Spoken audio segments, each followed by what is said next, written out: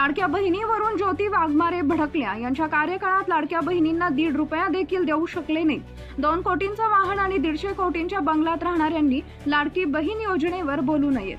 शिवसेनेचा खासदार ज्योती वाघमारे विधान परिषद निवडणूक उमेदवारीसाठी अर्ज भरण्यासाठी राजेंद्र राऊत यांच्यासोबत जिल्हाधिकारी कार्यालयात आल्या होत्या.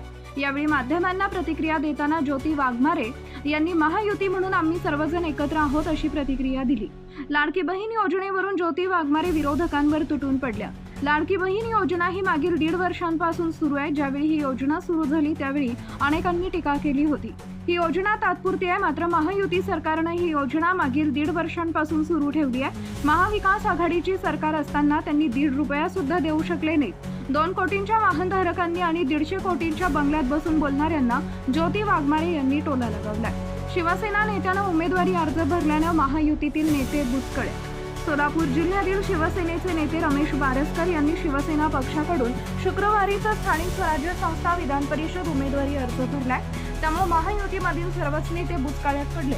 शिवसेनेच्या खासदार ज्योती वाघमारे यांनी सांगितले, वरिष्ठांशी चर्चा करून शिवसेनेचा उमेदवारी अर्ज मागे घेतला जाईल अशी प्रतिक्रिया.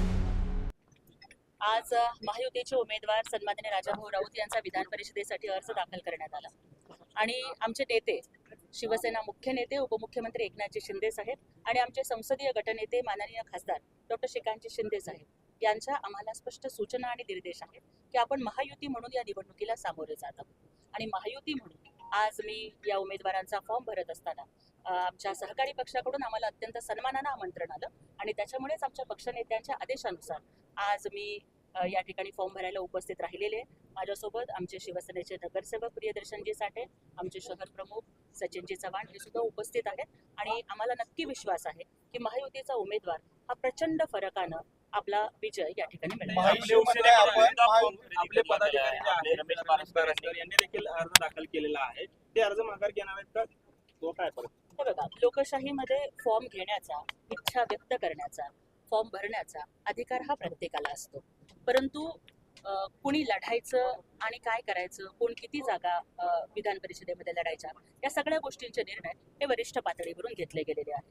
त्यामुळे आम्हाला नक्कीच विश्वास आहे की अत्यंत समन्वयानं आम्ही आमच्या पदाधिकाऱ्यांची समजूत काढू आणि महायुती म्हणून एकत्रितपणानं आम्ही या निवडणुकीला सामोरं जाऊ असा मला पूर्ण विश्वास आहे. कसं आहे ताई, कार्यकर्त्यांची खतखत आहे की भाजपकडून दुटप्पी भूमिका जी आहे ती शिवसेनेच्या कार्यकर्त्यांना दिली जाते. त्यामुळेच कुठेतरी अर्ज भरलेला होता बारसकरांनी.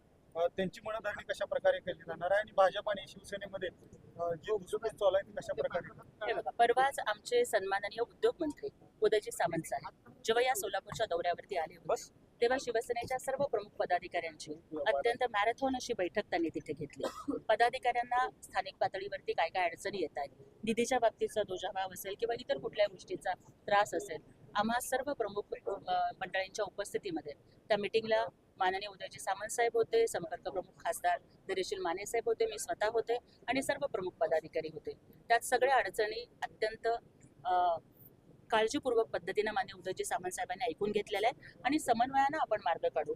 आणि स्वतः उदय सामंत साहेबांनी आम्हाला शब्द दिलाय की आपण सगळे मिळून माननीय मुख्यमंत्र्यांना भेटू, माननीय पालकमंत्र्यांना भेटू आणि चर्चा करून या गोष्टींवरती मार्ग काढण्यात येईल अशा पद्धतीनं आम्ही त्या दिवशी मिटिंगमध्ये चर्चा केली. पालकमंत्र्यांनी ही निवडणूक बिनविरोध करावी असं आवाहन केलेलं आहे.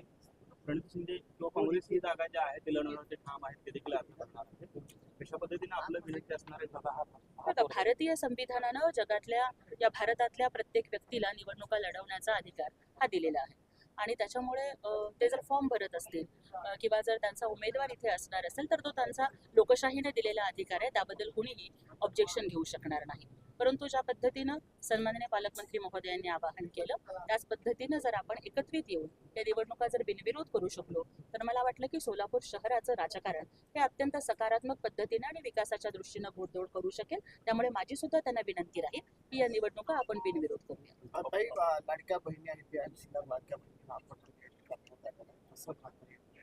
आपण मुख्यमंत्री माझी लाडकी बहीण योजना ही माननीय एकनाथजी शिंदे साहेब हे जेव्हा मुख्यमंत्री होते तेव्हा हा त्यांचा ड्रीम प्रोजेक्ट होता.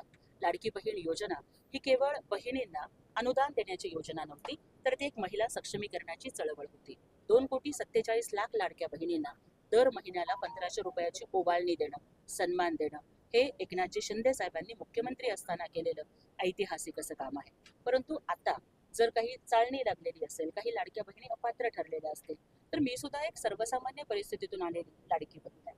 आमचे कर्तव्य आहे की कुठल्याही लाडक्या बहिणीवर अन्याय होणार नाही.